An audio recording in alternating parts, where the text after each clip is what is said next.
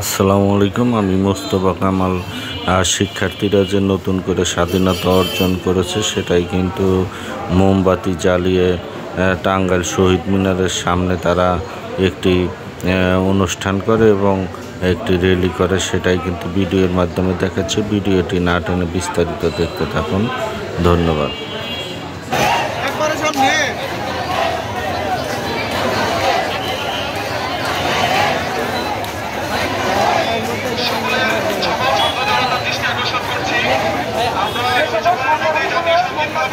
কার্যক্রম শেষ হয়েছে, তারা পরবর্তী সংগঠনগুলোর জন্য একটু স্থান খালি করে দেয়। সবাইকে আমরা একটু ঢোকার সুযোগ করে দেই।